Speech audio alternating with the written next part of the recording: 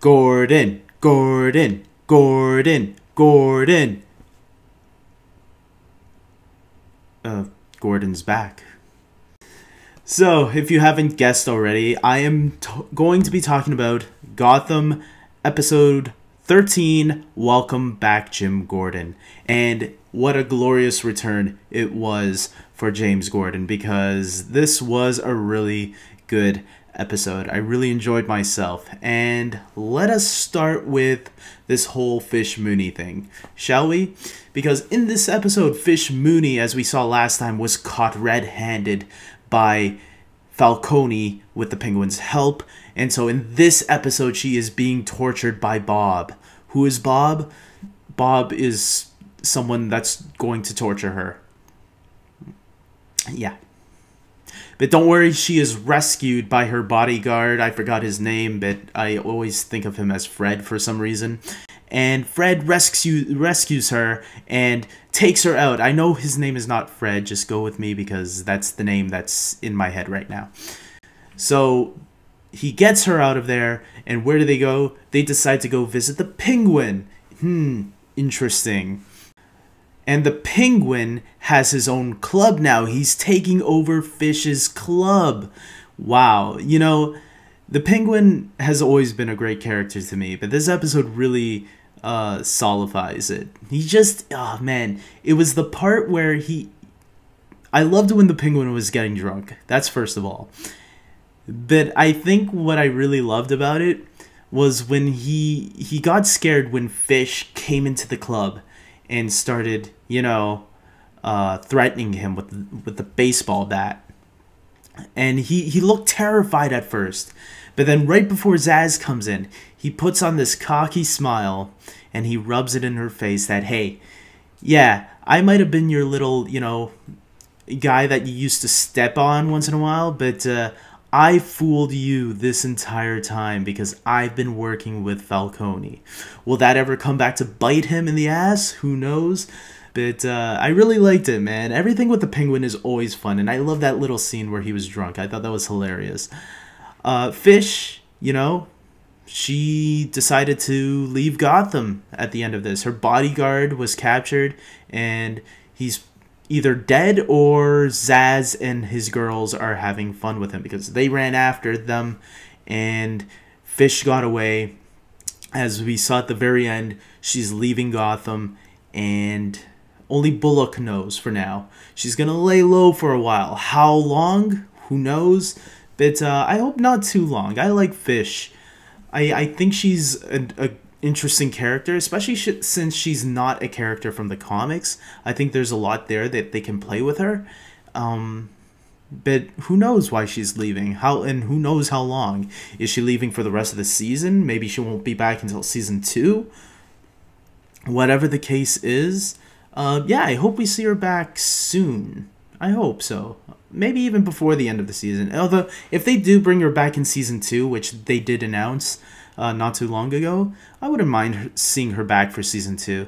If maybe this episode, if they were only gonna last one season, maybe this episode she was supposed to die. That's just my theory. But because they found out, okay, we got a season 2 coming, maybe they thought, okay, maybe we should keep the show go. Maybe we should keep Fish around for next season to make things a little bit more interesting. Who knows? That's just my theory. But I could be wrong. Maybe she will be back by the end of the season. We'll just have to wait and see. And then we got Edward Nygma in this episode having his little romance with Miss Kringle again. And it's a little weird thing that's going on between him, and I kind of felt bad for him last time when he was trying to be nice to her, because like they did kind of make fun of him, and he heard that last time. I'm pretty sure. And it looked like they were making fun of him again because he gave her a letter, and Flass and the other cops were like all laughing about it, and he overheard them again, and he looked really hurt about it. And thankfully she went up to him later in the episode and told him, you know, Flass took that from my desk, I didn't know, and Yeah, so she apologized for that, and that was really nice of her. And I like his little, there's still hope. There's still hope. You gotta love Edward Nygma, man. I love him. I think he's a great character. He's innocent, but so weird at the same time. But I think it's weird in a good way for now. But we know it gets to creepy territory once in a while. But I don't know. I feel bad for him. Also, we have Bruce looking for Selina, and at first I didn't know where they were going with this Bruce because it seemed like pointless, and I noticed we were towards the end of the episode and we haven't seen Bruce for a while, and I guess so I was thinking to myself, I wonder if that was the only scene. Are they giving us a pointless scene, nothing to do with the episode?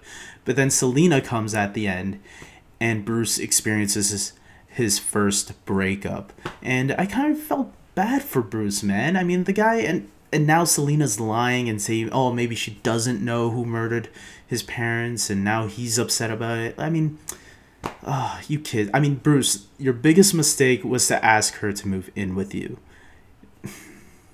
Girls don't like a guy that wants to rush things. Take it nice and slow next time.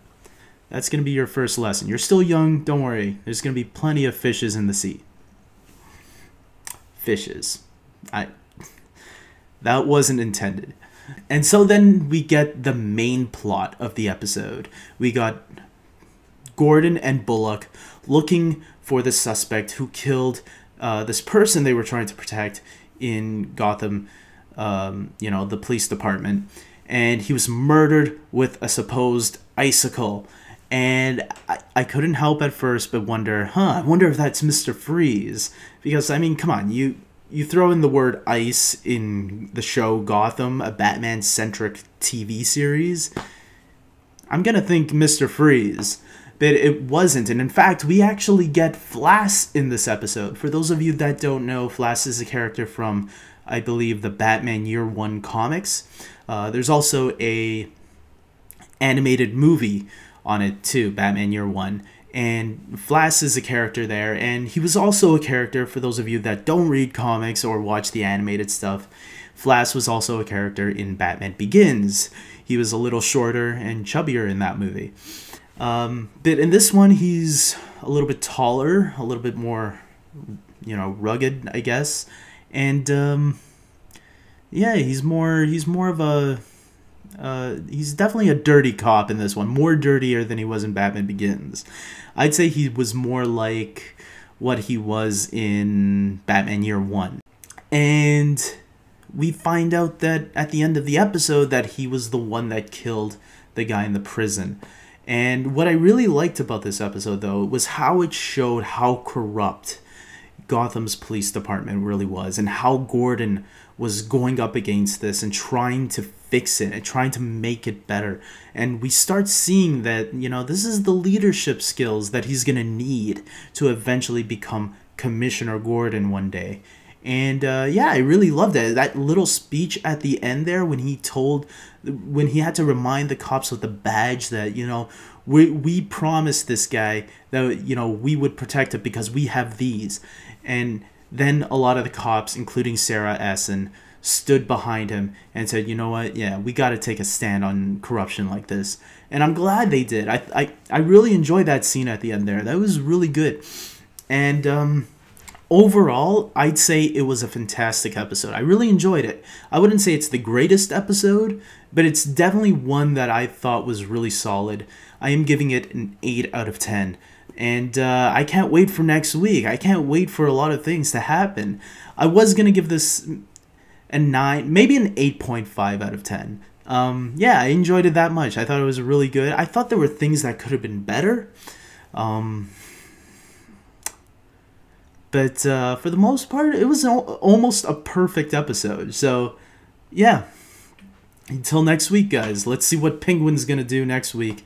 And all these other great characters on this show. The only character that I guess I'm not happy with is Barbara. But thankfully, she wasn't in this episode to ruin it. So, awesome episode. Can't wait for next week.